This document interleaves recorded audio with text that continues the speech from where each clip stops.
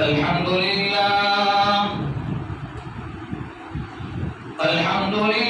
الذي لم يزل ولا يزال حيا قيوما سميعا قديرا مدبرا بصيرا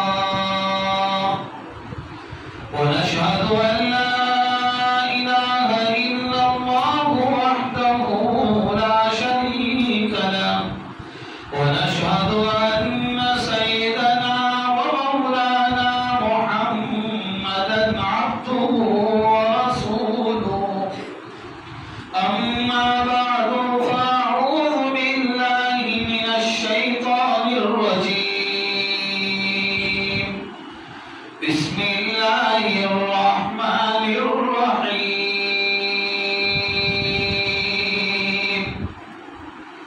يا أيها الذين آمنوا توبوا إلى الله توبة نصوحا صدق الله العظيم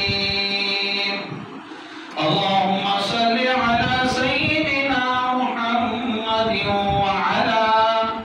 وعلى آل سيدنا محمد وبارك وسلم معزز علماء کرام بزرگان محترم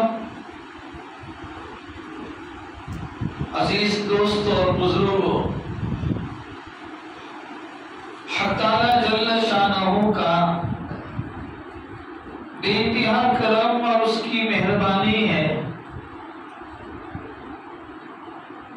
کہ اس نے مجھے اور آپ کو دین کی نسبت پر جمع ہونے کی توفیق عطا فرمائی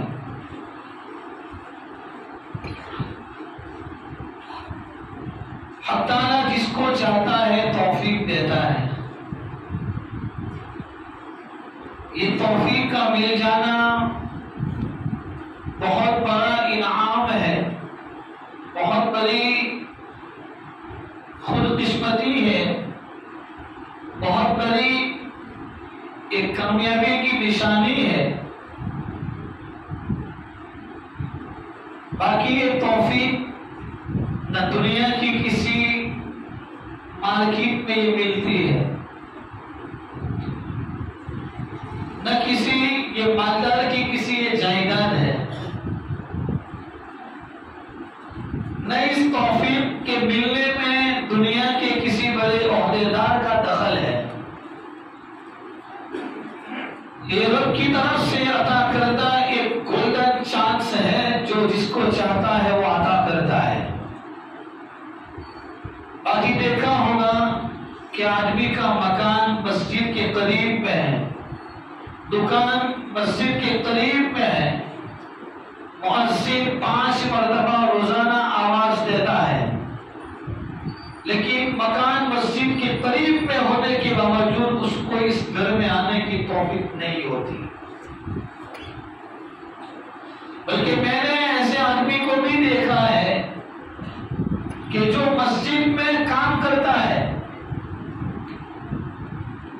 مسجد کے کسی کام کی ضرورت پڑی تو اس کو بلایا گیا تو اس نے کسی کام کے اندر اپنا تعاون کیا اپنا حصہ لگایا لیکن جب نماز کی باری آئی تو وہ اس گھر کو چھوڑ کر اپنے گھر کی طرف چل گیا معلوم یہ ہوا کہ یہ حق تعالیٰ کی طرف سے جس کو توفیق ملتی ہے وہی آتا ہے میں اور آپ فجر کی نماز میں مؤذن یہ آواز دیتا ہے الصلاۃ خیر من النوم جب یہ آواز ہمارے کان میں پڑتی ہے تو ہم یہ چاہتے ہیں کہ بعد میں جائیں گے پھر نماز کا وقت نکل جاتا ہے اور ہم میں سے اکثر و بیشتر یہ سمجھتا ہے کہ یہ میرا موڈ نہیں تھا اس لیے میں نماز پڑھنے نہیں گیا مولانا رات کو بہت دیر سے سویا تھا نیند پوری نہیں ہوئی فجر کی نماز چھوٹ گئی بلکہ یہ سوچنا چاہیے کہ خدا تیرا چہرہ فجر کی نماز میں دیکھنا ہی نہیں چاہتا، اس لیے تجھے اس مسجد کے اندر آنے کی توفیق نہیں۔ باقی میرے اور آپ میں کون سی طاقت ہے، میرے اور آپ میں کون سا ایسا کمال ہے، اور ہمارے اندر کون سا ایسا پاور ہے کہ ہم یوں کہیں کہ میں مسجد نہیں جاتا؟ وہ بلاتا ہی نہیں تو کیسے آئے گا؟ وہ جس کو بلاتا ہے وہی اس گھر میں آتا ہے، وہ جس کو توفیق دیتا ہے وہی آ کر یہاں سجدہ ریز ہو جاتا ہے۔ باقی جس دن، جس گھڑی، جس سیکنڈ ہم سب نے آنکھ کھولی اس دنیا میں، اور جس سیکنڈ میں میں نے اور آپ نے اپنی ماں کے گود میں آنکھ کھولی، کیا اس دن صرف میں اور آپ ہی پیدا ہوئے تھے؟ دنیا میں منٹ نہیں، سیکنڈوں کے اندر ہزاروں کی تعداد میں دنیا کے اندر لوگ پیدا ہو رہے ہیں، لیکن کوئی کسی مجوسی کے گھر پر ہوتا ہے، تو کوئی کسی عیسائی کے گھر پر ہوتا ہے، تو کوئی کسی غیر مسلم کے مکان پر ہوتا ہے، تو کوئی کسی مسلمان کے مکان پر پیدا ہوتا ہے۔ اگر وہ ہمیں توفیق نہ دیتا، وہ ہمیں ایمان والے گھر میں پیدا نہ کرتا، کیا ہمارے میں وہ طاقت ہے کہ ہم اس ایمان کی نعمت کو حاصل کرتے؟ نہیں، ہمارے پاس وہ صلاحیت ہی نہیں ہے۔ ہم ایک محتاج ہیں، ایک ضرورت مند ہے، ہم فقیر ہیں، اور میں نہیں کہتا، قرآن کہتا ہے یا ایھا الناس انتم الفقراء، اے لوگو تم فقیر ہو۔ سب دنیا کا مالدار بھی فقیر ہے، اور دنیا کا عہدیدار بھی فقیر ہے۔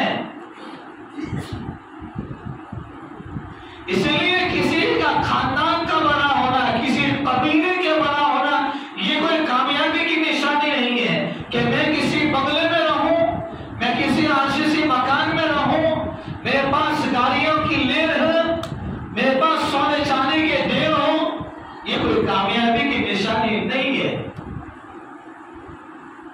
اور ایک آدمی لاڑی لے کر سخت غریبی میں حلال روزی کمانے کے لیے مارے مارے پھرتا ہے، تو یہ کوئی بدقسمتی کی نشانی نہیں ہے۔ یاد رکھے، ایک آدمی آفس میں بیٹھا ہے، اے سی چل رہی ہے، ایک فون اٹھاتا ہے تو ایک نہیں 50 اور 100 کی تعداد میں اس کے نوکر جمع ہو جاتے ہیں۔ ایک فون کرتا ہے تو کام منٹوں میں بن جاتے ہیں، اور ایک بیچارہ وہ ہے کہ وہ لاری لے کر سوسمبا اور گلیوں کے اندر وہ گھوم رہا ہے اور آوازیں لگا رہا ہے، اور ایک وہ ہے جو رکشہ لے کر گرمی کے اندر پیسنجر کو بھیجا کر یہاں سے وہاں اور وہاں سے یہاں مارے مارے اپنے بچوں کی روزی روٹی کے لیے وہ بے چین اور بے قرار ہے، تو یہ کوئی بدقسمتی کی نشانی نہیں ہے۔ اور اس مالدار کا اپنے مکان میں رہنا، اس کا اپنے آفس میں بیٹھ کر ایک منٹ میں ہزاروں کی تعداد میں کما لینا، یہ کوئی کامیابی کی نشانی نہیں ہے۔ روزی یہ مقدر کی ہے، وہ جس کو چاہتا ہے عطا کرتا ہے۔ حضرت شیخ ذوالفقار نقشبندی دامت برکاتہ نے اپنی کتاب میں ایک واقعہ لکھا تھا، بلکہ ان کے بیان کے لیے ایک واقعہ میں نے اپنے کانوں سے سنا ہے کہ حضرت فرماتے ہیں کہ ہمارا ایک مرتبہ کسی جگہ پر سفر تھا، حضرت اپنے ڈرائیور کے ساتھ اپنے گاڑی میں لمبا ایک سفر کر رہے تھے۔ سفر کے دوران کوئی چیز اس گاڑی کے ساتھ ٹکرائی، جامتاً کوئی کتا جا رہا ہے، کوئی بلی جا رہی ہے، کوئی چھوٹا موٹا جانور گاڑی کے ساتھ ٹکراتا ہے، لیکن وہ ڈرائیور گاڑی چلاتا رہا۔ لمبا سفر کرنے کے بعد ڈرائیور کو چائے پینے کی ضرورت پیش آئی، اس نے حضرت سے کہا مجھے چائے پینا ہے، تو کہا ٹھیک ہے کسی ہوٹل میں گاڑی رکوا لیتے ہیں۔ گاڑی روکی اور وہ گاڑی میں سے اترنے کے بعد حضرت نے اپنے ڈرائیور سے کہا کہ چائے بعد میں پیتے ہیں۔ وہ گاڑی میں کچھ آواز آئی تھی تو دیکھ لیتے ہیں کہ کچھ نقصان تو نہیں ہوا ہے، تو دیکھا تو گاڑی کے پیچھے والا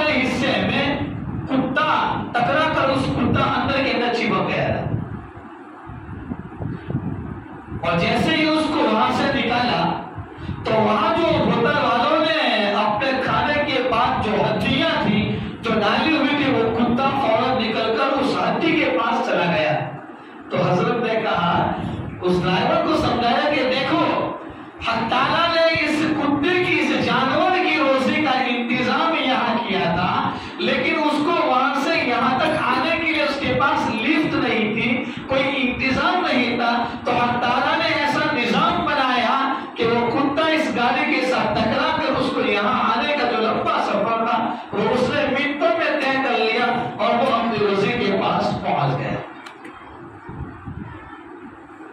ایک دوسرا واقعہ سنو، ایک چھوٹا بچہ اپنے گھر کے اندر کچھ کھا رہا تھا، وہ دانا اس کے ناک میں چلا گیا، بڑی محنتیں کی تو وہ دانا اندر سے نکلا ہی نہیں۔ جو جیسے ہم گھر کے لوگ اپنے فیملی ڈاکٹر کے پاس، محلے کے کلینک کے پاس لے گئے، لیکن وہ دانا اندر سے نکلا ہی نہیں۔ اب یہ گھر کے لوگ پریشان تھے، وہ مامی بے چین اور بے قرار تھی کہ کیا کیا جائے۔ کسی نے مشورہ دیا کہ فلاں علاقے کے اندر ایک ڈاکٹر ہے، وہ اس کی اچھی ناک کا اسپیشلسٹ ہے، یہ اس کی تحقیق کو جانتا ہے۔ ٹھیک ہے، لمبا سفر کیا، ماں ہوتی ہے، ماں بیچاری اپنے بچے کی بے قراری اور بے چینی کو دیکھ کر اس اپنے بچے کو اپنے ساتھ لے گئے، اس وہاں علاقے کا سفر کیا۔ جیسے ہی اس علاقے کے اندر پہنچے اور اس علاقے کے ڈاکٹر کے پاس پہنچنے ہی والے تھے کہ اتنے میں زور سے اس بچے کو چھینک آئی اور وہ دانا ناک کے اندر سے نکلا۔ وہاں ایک مرغی تھی، وہ مرغی نے فوراً اس دانے کو لے لیا۔ میں آپ کو اس دو واقعے کے ذریعے سے بتانا چاہتا ہوں کہ روزی یہ مقدر کی ہے، جس کی روزی جتنی ہے وہ اس کو ملتی۔ اس کا مطلب یہ نہیں کہ آج سے بیان سن لیا، مولانا نے بتا دیا تو ہاتھ پہ ہاتھ اور پیر پر پیر باندھ کے بیٹھ جانے کا کہ بھائی اب تو کمانے جانے کا نہیں۔ کہیں کوئی ایسا نہ ہو کہ بیان کے بعد اپنے شیخ کو لکھ دے کہ آپ کل سے میں کام پہ نہیں آؤں گا، اس لیے کہ مولانا نے کہا کہ روزی کی ذمہ داری اللہ کے ہاتھ میں ہے۔ ہاں، دنیا دار الاسباب ہے۔ میں اپنے اصل موضوع کی طرف بعد میں آتا ہوں۔ میں کچھ کام کی باتیں آپ کے دل و دماغ کے اندر اتارنا چاہتا ہوں کہ روزی جو مقدر کی ہے وہ ہر آدمی کو اپنی جگہ پر مل کر رہتی ہے، لیکن دنیا یہ دار الاسباب ہے، اس کو اسباب کے ساتھ حق تعالیٰ نے گھیرا ہے۔ اس کا مطلب یہ ہے کہ دنیا کے اسباب کو بھی اختیار کیا جائے، لیکن اسباب دینے والی ذات وہ اللہ کی ہے اور وہ اکیلی ذات ہے، وہ تنہا ہے، اس کا کوئی شریک نہیں، اس کائنات کا کوئی پارٹنر نہیں ہے۔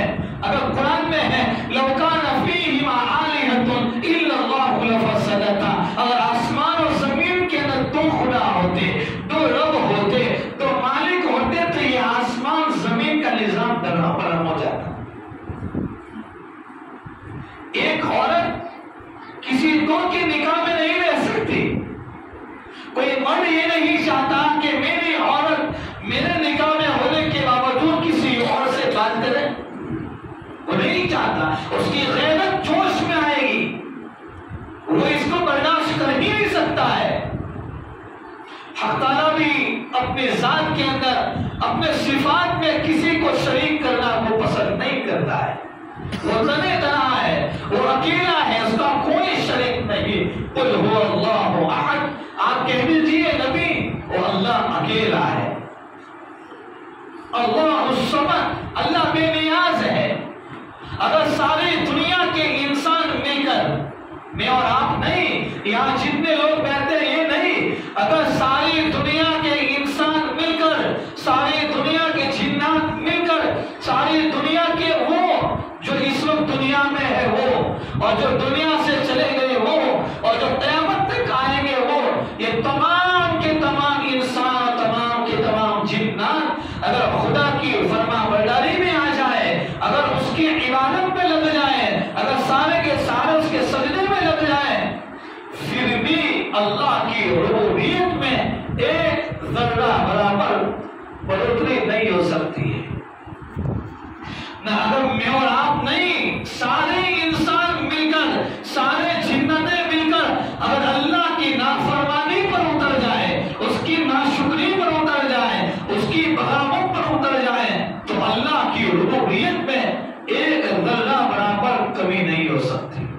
یہ میرا اور آپ کا ایمان ہے.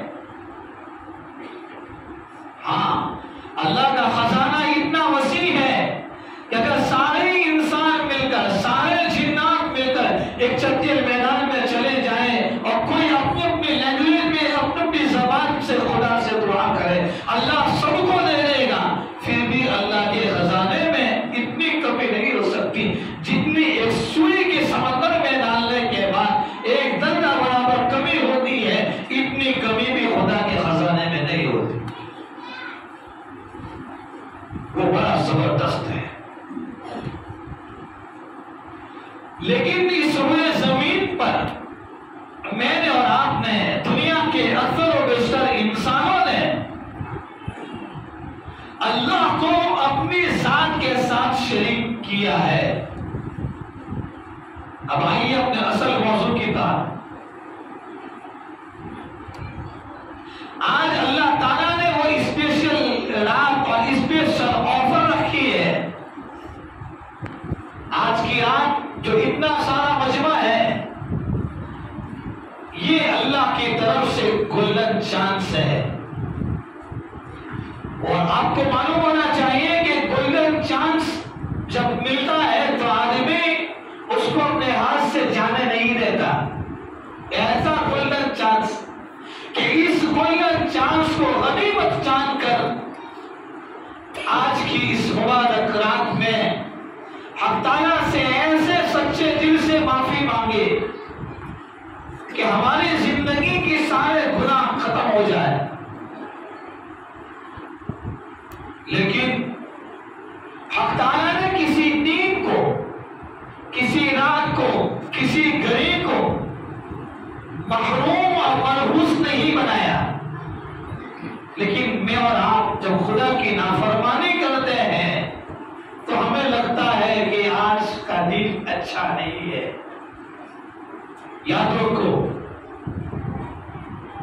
ایمان جو اللہ تعالیٰ نے دیا ہے، اس ایمان کے دائرے میں رہ کر اور ایمانی باؤنڈری میں رہ کر ہمارے سب سے بڑی جس چیز کی ضرورت ہے وہ میرے اور آپ کے عقائد کو صحیح ہونے کی ضرورت ہے. اگر آدمی نماز بھی پڑھے، قرآن بھی پڑھے، ذکر و اذکار بھی کرے، تسبیحات بھی پڑھے، لیکن اس کی عقائد ہی صحیح نہ ہو تو اس کی ساری عبادتیں رائے گا اور بیکار ہو جائے گی. میں اس کی چند مثالیں آپ کے سامنے دیتا ہوں کہ کیا وہ ہماری زندگی میں ہے یا نہیں. ہم دیکھتے ہیں، ہمارے عقائد کی بات چلتی ہے تو ہم دیکھیں کہ ہم جو اپنے گھر سے کسی کام کے لیے بازار کی طرف چلتے ہیں تو راستے میں بلی آ جاتی ہے تو واپس وہیں سے اپنے گھر کی طرف چلے آتے ہیں.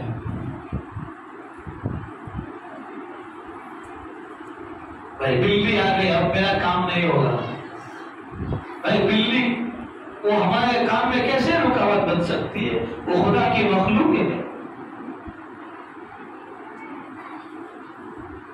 ہمارے گھر کے اندر عورتیں حمل سے ہوتی ہیں تو گھر کے بڑے بوڑھے، گھر کی بڑی بوڑھی عورتیں اس عورت کو، اس حمل والی عورت کو، اس پریگننٹ عورت کو یہ کہتی ہے کہ جب تو حمل سے ہے تو تو آسمان پر نہیں دیکھ سکتی،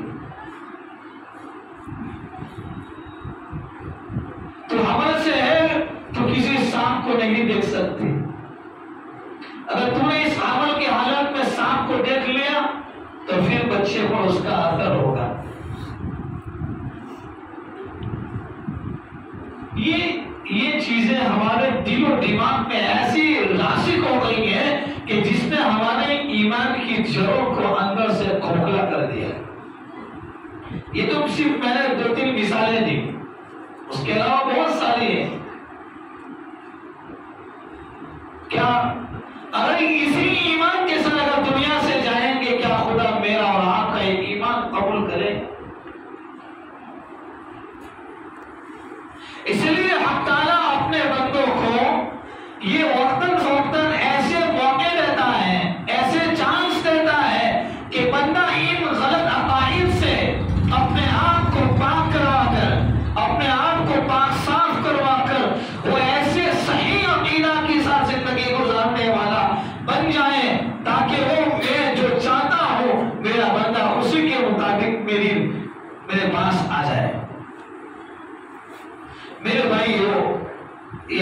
تعالیٰ نے کرم فرمایا ہے، مہربانی کا معاملہ فرمایا، اور ہمارے اوپر یہ خوش قسمتی کا معاملہ فرمایا کہ اللہ تعالیٰ نے آج کی یہ شعبان کی 15ویں رات کا یہ مبارک موقع مجھ اور آپ کو عطا فرمایا ہے۔ لیکن حدیثوں میں مختلف روایات کے اعتبار سے چند ایسے منحوس لوگوں کا ذکر روایات میں ملتا ہے کہ جن کی آج کے اس مبارک رات میں حق تعالیٰ کی یہاں مغفرت نہیں ہوتی۔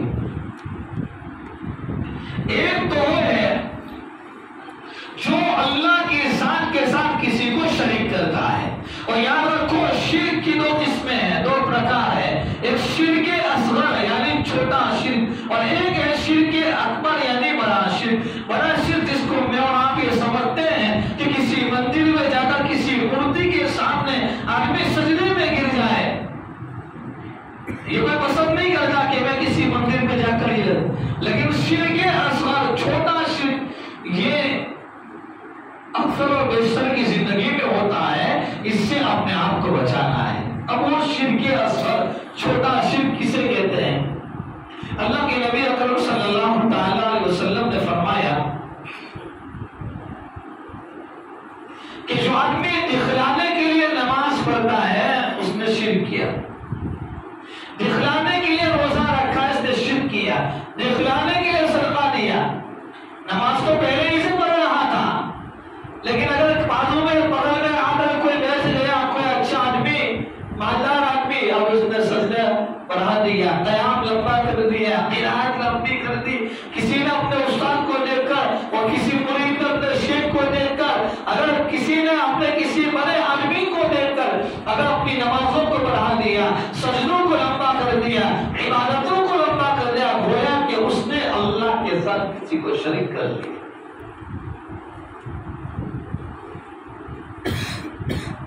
اور کسی غریب کی مدد کرنے گیا تو جا ہی رہا تھا، دل میں 1 روپیہ مدد کرنے کی نیت تھی، کسی مالدار نے دیکھا اس نے جیب سے 100 کی نوٹ نکالی اور اس کو دے دیا، تو یہ بھی شرک ہو جائے گا۔ تو یہ شرک اصغر ہے، چھوٹا شرک ہے، جو اندر سے ایسے اعمال کی طرف آتا ہے اور شیطان ایسے طریقے سے وہ ہمارے اوپر اس کے ذریعے سے حملہ کرتا ہے کہ آدمی اپنے آپ کو بڑا ایمان والا سمجھتا ہے، لیکن اندر میں اس کا ایمان کھوکھلا ہو گیا ہوتا ہے۔ تو پہلا تو وہ مشرک ہے جو شرک کرنے والا ہے، اس کی اس مبارک رات میں مغفرت نہیں ہوتی۔ تو ہم حق تعالیٰ سے آج کی اس مبارک رات میں یہ دعا کریں گے، اور یہ دعا کرتے ہیں کہ اللہ شرک اصغر سے بھی اور شرک اکبر سے بھی اللہ ہم سب کی حفاظت فرمائے۔ مختلف روایات میں مختلف چیزوں کا ذکر ہے، لیکن کچھ چیزیں جو ہمارے ماحول میں زیادہ ہیں، ایک شراب کا عادی، شراب پینے والا، اور شراب کے اوپر تو کتنے وعیدیں ذکر کی ہے روایات میں۔ جب آدمی شراب پیتا ہے اس کی عقل کام نہیں کرتی، تو شراب کا پینے والا اور اس کا عادی، اس کی اس مبارک رات میں میرے دوستوں مغفرت نہیں ہوتی اگر وہ شراب کے اندر۔ اسی لیے یاد رکھو جب آدمی شراب پیتا ہے تو ایک بہت بڑے ڈاکٹر نے بات لکھی ہے کہ شراب کے عادی ہونے کی وجہ سے بدن کے اندر کے اعضاء ایسے کمزور ہو جاتے ہیں کہ وہ 40 اور 45 سال کی عمر میں وہ 80 سال کا بڈھا نظر آتا ہے۔ شراب آج کل ہمارے جوانوں میں یہ چیزیں بہت عام ہو گئی، ہمارا جوان شراب میں، اور مسلمان وہ شراب یہ ہو ہی نہیں سکتا۔ نیت کرو کہ انشاءاللہ اس سے اپنے آپ کو بھی بچائیں گے اور ہمارے بھائیوں کو بھی بچائیں گے۔ اور یاد رکھو میرے جوانوں، شراب تو ہے ہی، لیکن وہ دوسری نشہ والی چیزیں جو اس وقت مارکیٹوں میں مل رہی ہے، اور ہمارے نوجوان چھوٹے چھوٹے بچے، بلکہ اسکول میں 5ویں پڑھنے والے بچے وہ اس نشہ والی چیزوں کو استعمال کرتے ہیں۔ بلکہ میں نے یہاں تک سنا ہوں کہ جب وہ نشہ والی چیز جب بچہ استعمال کرتا ہے تو اس کا نشہ اندر میں بدن کے اندر جانے کے بعد اس کی عقل کام نہیں کرتی، اس کو ایسی لت پڑ جاتی ہے، ایسی لذت محسوس ہو جاتی ہے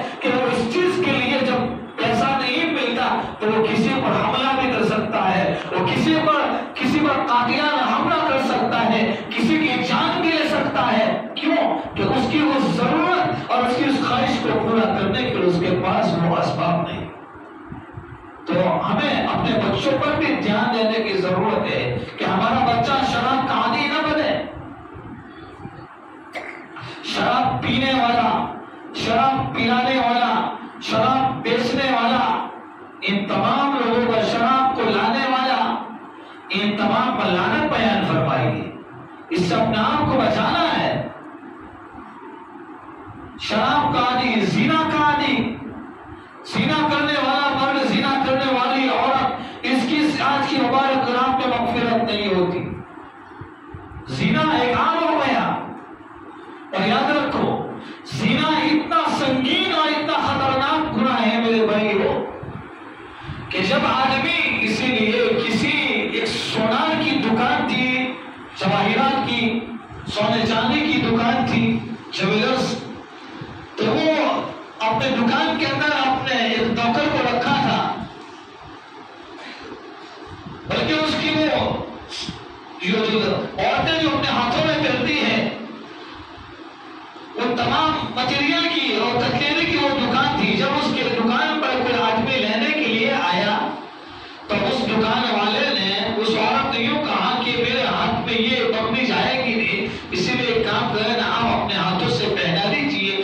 دکان والے نے اپنے ہاتھوں سے پہنائی، اور جیسے ہی وہ اس کسٹمر کو گاہک کو پہنا ہی رہا تھا کہ اس کے بدن کی خواہش بڑھی، اور اس نے اس کسٹمر کے ہاتھ کو خواہش کے ساتھ اور پوری نیت کے ساتھ جب چھویا، تو جیسے ہی اس دکان میں کام کرنے والا جو نوکر تھا، جب وہ روزانہ اس کے گھر پر جاتا تھا، یعنی اس کے سیٹ کے گھر پر روزانہ جایا کرتا تھا، وہ چھوٹے سے بڑا ہوا تھا، جوان بن گیا تھا، اس نے کبھی اپنی سیٹ کے اوپر اور اس کی بیوی پر کبھی اس نے غلط نیت نہیں ڈالی، کبھی غلط نظر نہیں ڈالی، کبھی کوئی غلط ایسی حرکت نہیں کی. لیکن اسی دن اس نے اس کی بیوی پر غلط نیت ڈالی اور اس کے ہاتھ کو پکڑا.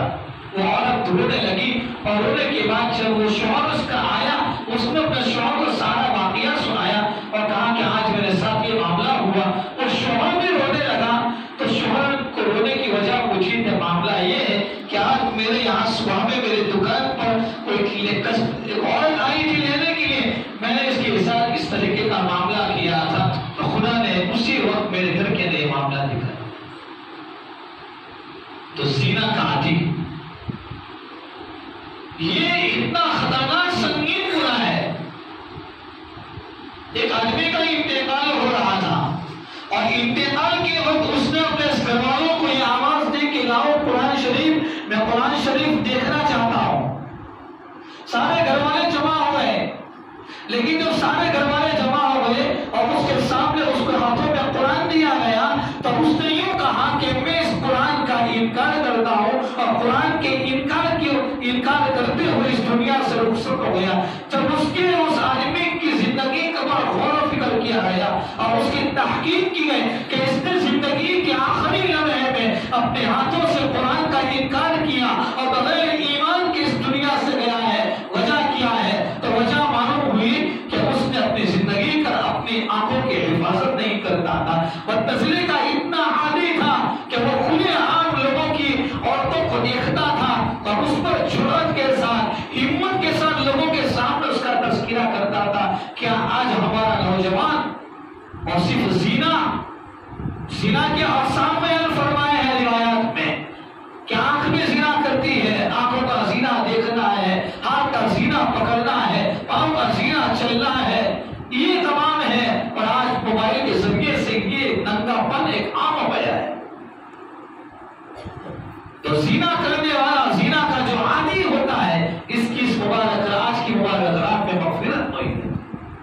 ایسا کون محروم اور معروم قسمت ہوتا ہے کہ جو اللہ تعالیٰ نے اپنے بندوں کو معاف کرانے کے لیے، اللہ نے اپنے بندوں کو اپنا قرب دینے کے لیے، اپنی محبت دینے کے لیے، اپنی معرفت دینے کے لیے، اپنا قرب حاصل کرانے کے لیے یہ چانس دیتا ہو، اور وہ اس چانس دینے کے بعد بھی محروم ہو جائے.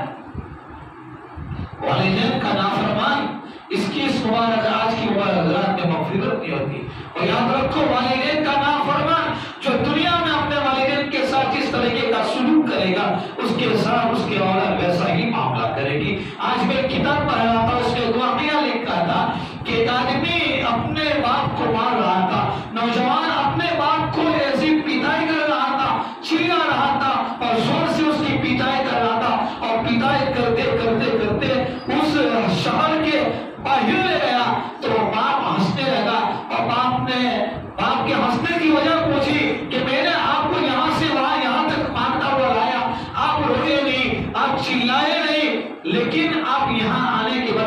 سے. تو اس باپ نے کہا کہ جب میں نے اپنے زندگی میں اپنے باپ کے ساتھ ایسا معاملہ کیا تھا تو میرے ساتھ تو نے اس طریقے کا معاملہ کیا، لیکن تو حد سے آگے نکل چلا ہے، باؤنڈری سے آگے نکل چکا ہے. میں نے اپنے باپ کو مارا تھا شہر کے اندر اور تو مجھے شہر کے باہر لے گیا ہے. تیری اولاد تجھ سے کیا معاملہ کرے گی؟ والدین کا نافرمان.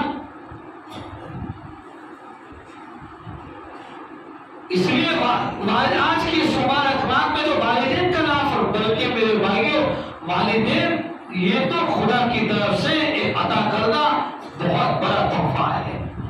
دنیا میں استاد دوسرے مل سکتے ہیں، شیخ دوسرے مل سکتے ہیں، کھانا اور ماموں دوسرے مل سکتے ہیں، لیکن کوئی کسی کے یہاں کی دوسرا ماں اور دوسری باپ یہ نہیں مل سکتا ہے. ماں اور باپ یہ مارکیٹ میں نہیں مل سکتے. ماں باپ کی قدردانی کرنی چاہیے. میرے بھائیوں آج کی مبارک رات ہے. حق تعالیٰ نے ہمیں ایک گولڈن چانس دیا ہے. حق تعالیٰ چاہتے ہیں کہ میرے بندے گناہ کرتے کرتے ایک میرے دل سے ایسے دور ہو گئے. میں تم مایوس نہ ہو، تم نا امید نہ ہو. اللہ کی رحمت سے نا امید ہونے کی ضرورت نہیں ہے. لا تقنطوا من رحمت اللہ. تم آ جاؤ، میں تمہیں موقع دیتا ہوں، میں تمہیں چانس دیتا ہوں. تم آ جاؤ میری در پر اور میری چوکھٹ پر آ جاؤ. میں تمہیں معاف کرانے کے لیے تیار ہوں، میں تمہیں اپنا قرب دینے کے لیے تیار ہوں. رحمت حق بہانہ بھی جو ہے، اللہ کی رحمت بہانہ تلاش کرتی ہے. کون سی ہماری نیکی پر اللہ کے یہاں ہماری بخشش ہو جائے، کون سے گناہ پر اللہ کی یہاں پکڑ ہو جائے، میں آپ نہیں کہہ سکتے ہیں. اسی لیے آج کی اس مبارک رات میں، بلکہ آج کی رات کی روایات میں آتا ہے کہ اللہ تعالیٰ پہلے آسمان پر آ جاتے ہیں اور رحمتیں اس کی جوش میں آ جاتی ہے.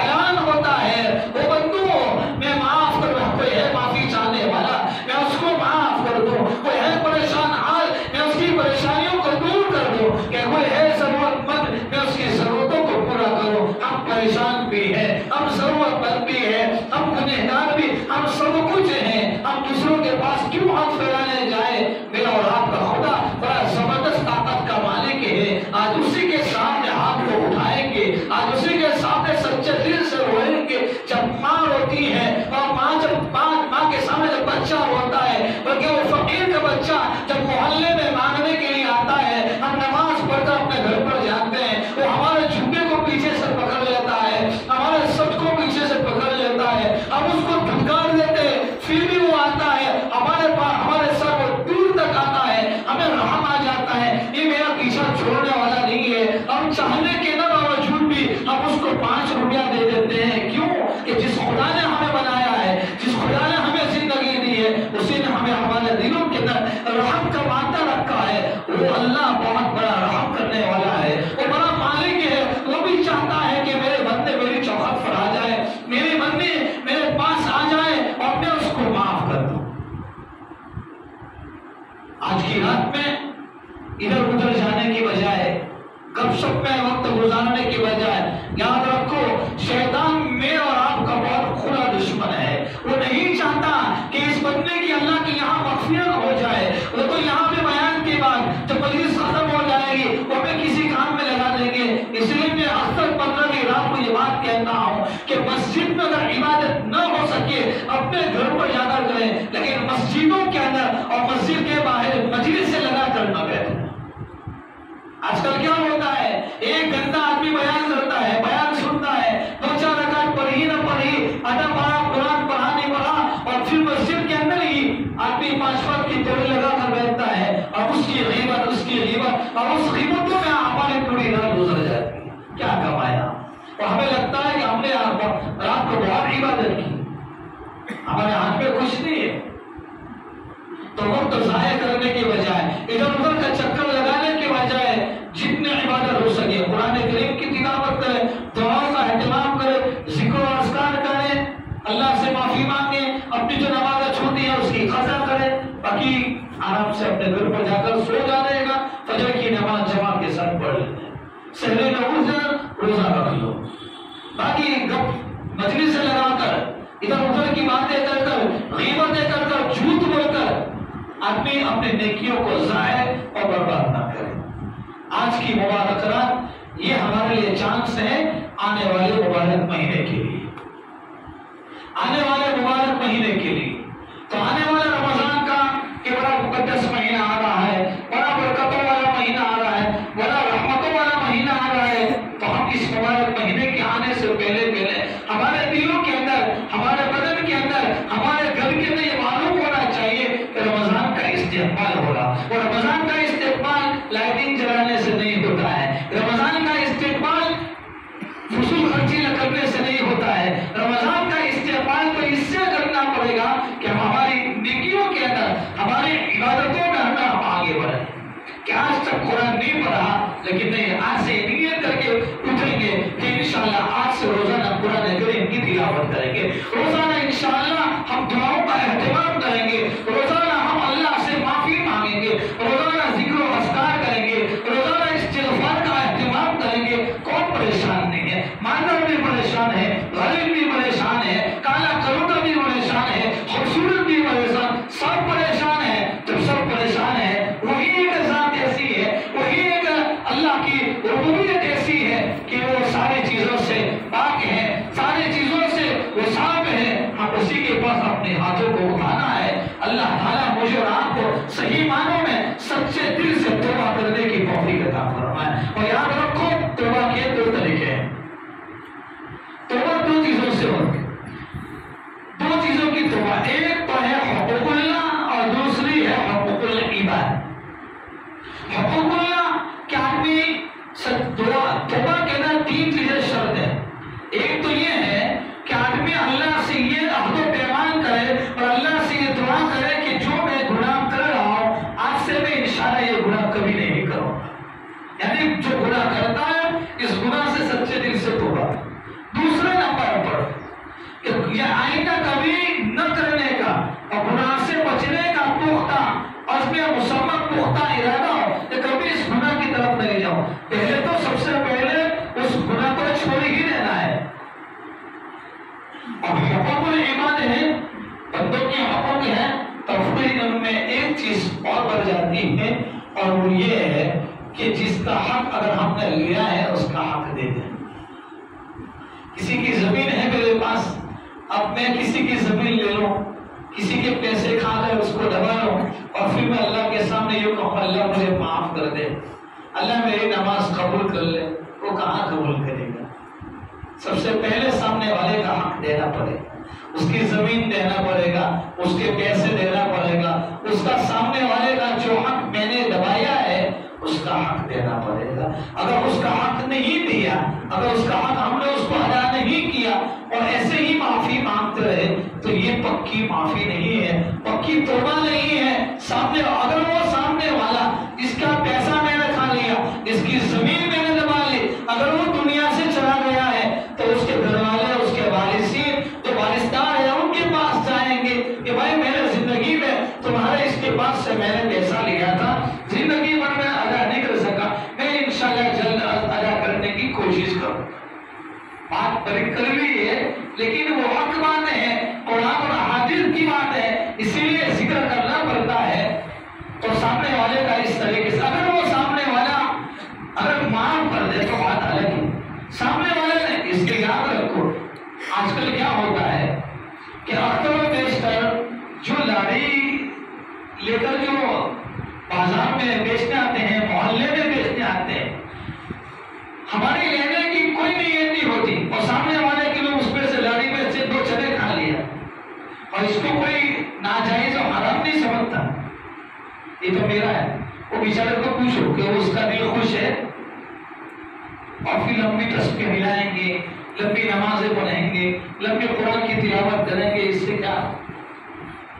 آدمی چاہے فرائض عبادت کرے، رمضان کے فرض روزے رکھے، پورے سال چاہے وہ نفلی روزے نہ رکھے، فرائض عبادت کے ادا کرنے کے ساتھ ساتھ سامنے والے کا جو حق ہے اس حق کو ادا کرنا پڑے گا، چاہے وہ حق میری اپنی بیوی کا ہو، چاہے وہ میرے اولاد کا ہو، چاہے محلے کا ہو، چاہے پڑوسی کا ہو، جب تک اس سامنے والے کا حق ادا نہیں ہوگا خدا کے یہاں ہماری معافی نہیں ہوتی ہے۔ اسی لیے نیت کرو آج کی اس مبارک مجلس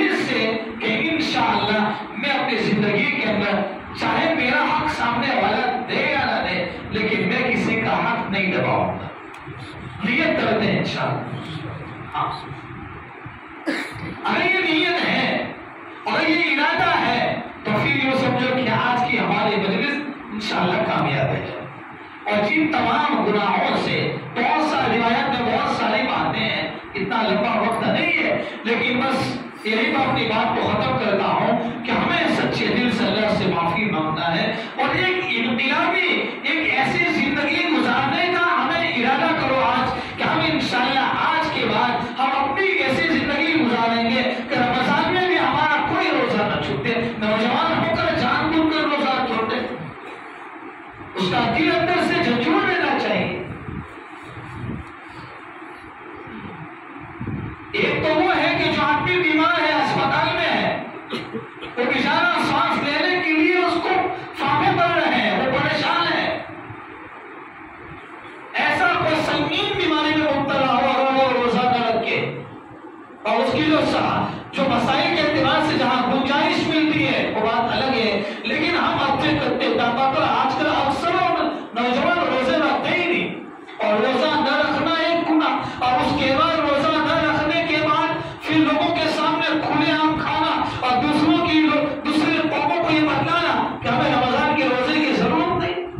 روزہ تو وہ رکھے جس کے یہاں کھانا نہ ملتا ہو. امید ہے اس کا ایمان خطرے میں ہے، اس کے عقائد خطرے میں ہے. تو نہیں یہ کرو کہ ہمارا اس مہینے میں آنے والے مہینے میں ایک بھی روزہ نہ چھوٹے. روزے کی اگر ایک رمضان کا ایک روزہ جان بوجھ کر چھوڑ دیا تو پورے سال نہیں، پوری زندگی اس ایک روزے کی قضا کریں گے، پھر بھی ایک روزے کا ثواب آپ کو نہیں مل سکتا ہے. رمضان میں کتنا عمل کرنا ہے. رمضان کا نام سنتے ہیں تو پہلے تو خوش ہو جاتے ہیں. کیوں؟ افطاری میں بہت ساری چیزیں آتی ہے تو کھانے کی تو گیارہ پہلے عام مطلب لوگ کھاتے نہیں، اور اس رمضان میں تو اس کے لیے نہیں.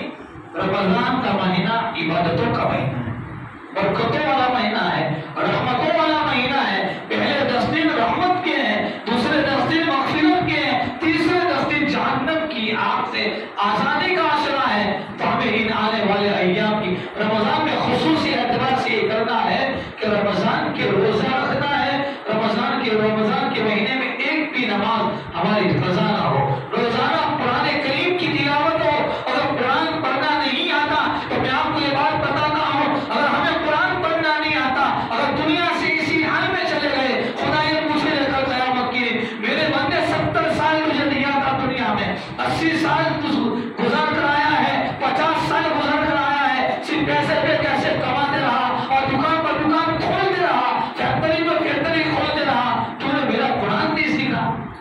ہمارے پاس کیا جواب ہوگا؟ یہاں کتنے علماء ہے، مدرسہ ہے، اساتذہ ہے، ان کے پاس جا کر ہم قرآن کو سیکھیں. تو رمضان میں روزہ رکھنا، خاص روزہ تو رکھنا ہی ہے، ایک بھی روزہ قضا نہ ہو، لیکن روزے کی حالت میں غیبت سے، جھوٹ سے اپنے آپ کو بچانا ہے اور دعاؤں کا خوب اہتمام کرے، خوب دعاؤں کا اہتمام کرے، قرآن کریم کی خوب تلاوت کرے. رمضان کو قرآن کے ساتھ اور قرآن کو رمضان کے ساتھ ایک خاص تعلق ہے. اور ہماری تراویح نہ چھوٹے. میں اکثر ایک بات کہتا ہوں کہ رمضان میں بیچارے یہ حافظ لوگ یہاں بھی دوسری مسجدوں میں جہاں ہر مسجد میں تراویح ہوتی ہے تو حافظ لوگ بیچارے تراویح سنانے کے لیے اور تراویح میں قرآن سنانے کے لیے کتنی محنتیں کرتے ہیں، اس کا اندازہ آپ لوگوں کو نہیں ہوگا. اس کا اندازہ اس کو ہی ہوگا جو تراویح پڑھاتا ہے یا جس نے پہلے تراویح پڑھائی ہو. وہ بیچارہ رات کو تراویح میں قرآن سنانے کے لیے افطاری میں شربت نہیں پیتا، افطاری میں جوس نہیں پیتا، افطاری میں وہ تیل و مسالہ والا نہیں کھاتا. کیوں؟ کہ اگر میں کھا لوں گا رات کو تراویح پڑھانا ہے، قرآن سنانے میں تکلیف ہوگی، پیچھے مصلی کو تکلیف ہو جائے گی سننے میں. وہ بیچارہ اتنا خیال کرتا ہے. اور ہمارا جوان یہاں بیچارہ یہ اللہ کا کلام سنا رہا ہے، وہ مسجد کے دیوار مسجد کے اندر نوجوان گیم کھیلتا ہے. یہ کتنی ناقدری ہے، کتنی ناقدری.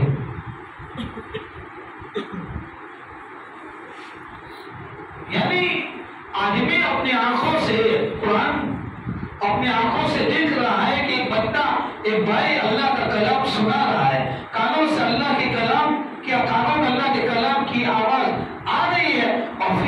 اللہ کے گھر کے اندر بیٹھ کر گیم کھیل. بلکہ میں نے دیکھا کہ یہاں تراویح چلتی ہوتی ہے، میں آپ کی مسجد کی بات نہیں کرتا، مجھے معلوم نہیں، میں دوسری جگہ کی بات کر رہا ہوں کہ یہ بیچارہ حفاظ تراویح پڑھاتے ہیں اور پیچھے کرکٹ کا اسکور دیکھتے ہیں اور 2 رکعت کے بعد پوچھتے ہیں کتنا ہو. کسی بھی مفتی کو، کسی حافظ کو پوچھ لو کیا اس کی نماز ہوگی؟ وہ آگے دھرم سے آئینے میں بیٹھ جاتا ہے، اللہ کے گھر کی بے حرمتی کرتا ہے، بے ادبی کرتا ہے. یہ آج کل ناشکری کی وجہ سے اور نعمت کی ناقدری کی بنیاد پر اللہ تعالیٰ نے ہمارے اندر سے شکر کو چھین لیا ہے. اللہ نے ہمارے اندر سے شکر کو چھین لیا ہے کہ سب کچھ ہوتا ہے پھر بھی ہم ناقدری کے اندر زندگی گزارتے. نیت کرو گے انشاءاللہ حفاظ کا، تراویح پڑھانے والوں کا، نماز پڑھانے والوں کا، تفسیر بیان کرنے والوں کا، ان تمام کا ادب احترام کریں گے، قرآن کا ادب احترام کریں گے اور انشاءاللہ دھیان اور توجہ کے ساتھ تراویح کو پڑھیں گے اور تراویح میں قرآن کو سنیں گے اور تفسیر بھی سنیں گے اور سب کچھ کریں گے. اللہ تعالیٰ سب سے پہلے مجھے ہم تمام کو عمل کرنے کی توفیق عطا فرمائے. ابھی دعا ہوگی. دعا کے اندر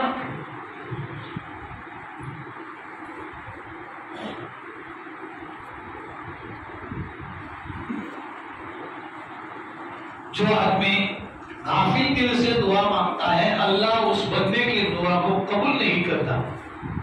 تو غافل دل سے نہیں مانگنا ہے. اور دعا بھی کیسا مانگنا ہے؟ کوئی یوں مانگتا ہے تو کوئی یوں مانگتا ہے.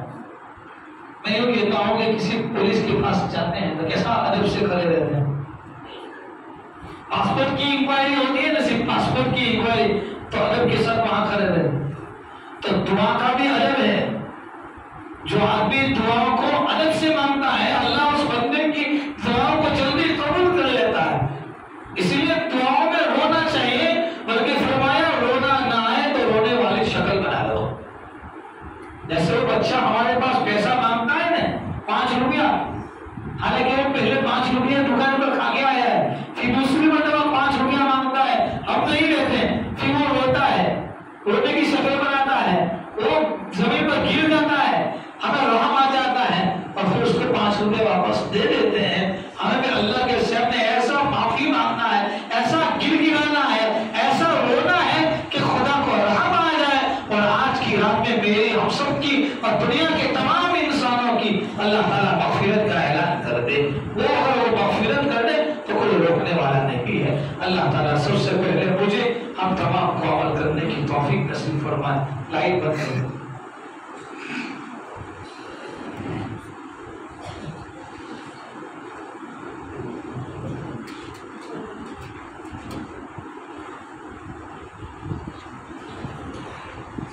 آدمی دعاؤں کے اندر دعا کے اندر سب سے پہلے یہ نیت کریں کہ میں بہت بڑا گنہگار ہوں. میں کیوں کسی پر انگلی اٹھاؤں؟ میں ہی خود بہت بڑا پاپی اور مجرم ہوں. اگر میرے اور آپ کے گناہوں کا اگر اس کا اثر خدا اگر ہمارے سامنے ظاہر کر دیں تو ہمارے پاس کوئی بیٹھنے والا بھی نہ ہوگا. بلکہ بیٹھنے کی بات تو دور رہی، کوئی ہمارے اوپر تھوکنے والا بھی تیار نہیں ہوگا.